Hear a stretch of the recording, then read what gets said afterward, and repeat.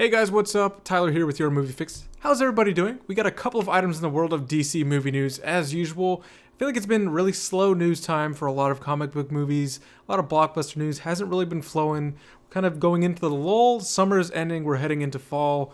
So you can expect a lot of trailers and announcements and stuff to be coming up later in the year for all the stuff that's coming out next year.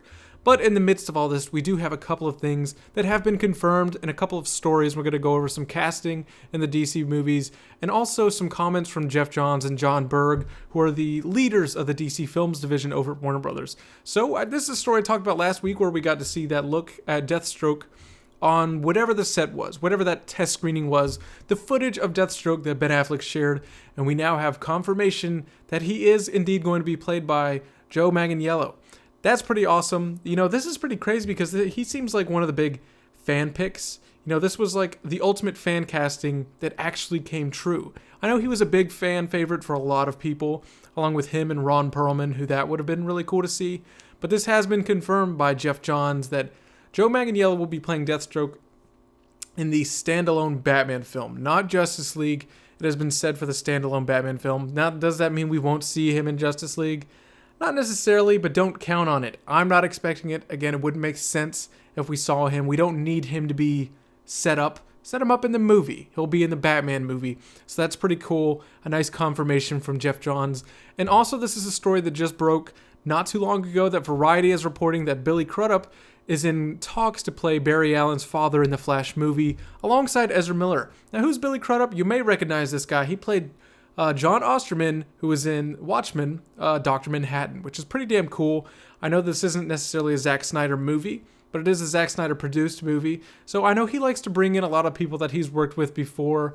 And I think it's pretty awesome whenever he brings in these Watchmen alumni. He got the chick who played the original Silk Spectre. She was the voice of Kelex in Man of Steel and Dawn of Justice.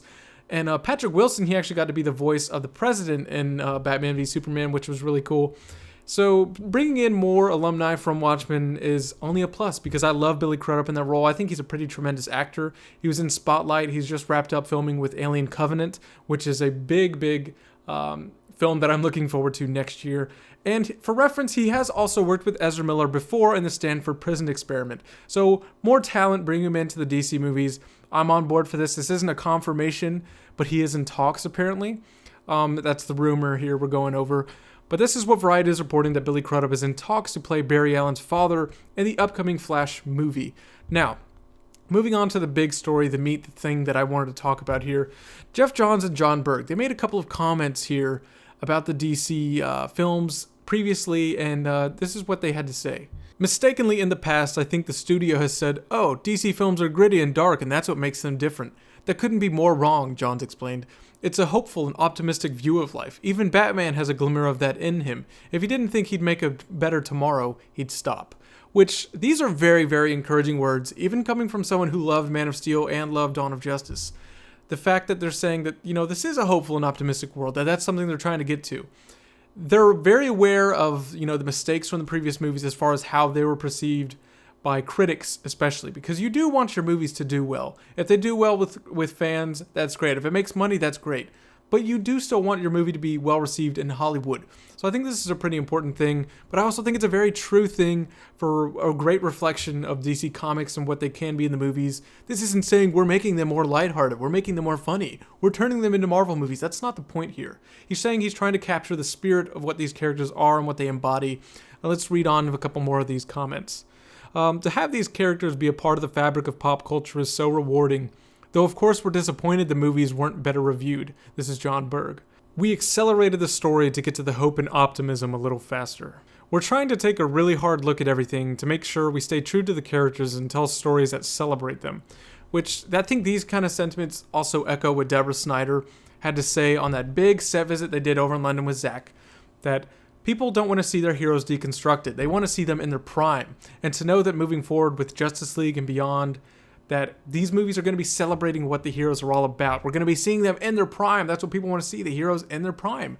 Not the end of their ropes, kind of this deconstructive look at them, which, again, I liked.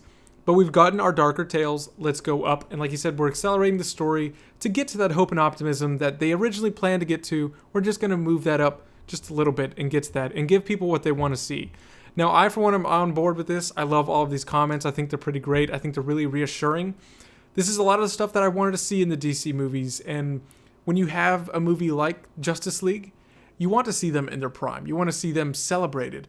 We can't see these 6 or 7 people not getting along with each other, that don't want to be there, that don't want to be heroes. That's not what we want to see. That's not what I think people were expecting to get.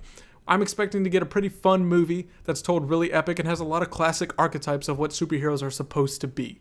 And I think that's what DC Comics embodies so great with characters like Superman and Batman.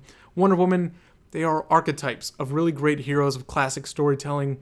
So that's what I want to see. I'm glad to hear these comments from Geoff Johns and John Berg, and for them to admit that, you know, we wish that these movies were better reviewed. That's a big thing, that they're going to be altering the course of Justice League, attempting, you know, to bring in that inspiration and the optimism. That's a really big thing, and I think a lot of people should be excited for this. But comment down below, what do you make of all this news? With Joe Manganiello officially being confirmed to be playing our Slade Wilson Deathstroke? And how would you feel about Billy Crudup playing Barry Allen's father in the movie? And what do you make of Geoff Johns and John Berg's comments? Are these reassuring? How does this make you feel? I want to know. Leave your thoughts down below. This has been your Movie Fix, guys. Be sure to leave all your thoughts down below. If you want more videos like this, be sure to subscribe for more movie news, movie reviews, all that great stuff. I'll see you guys on the next video.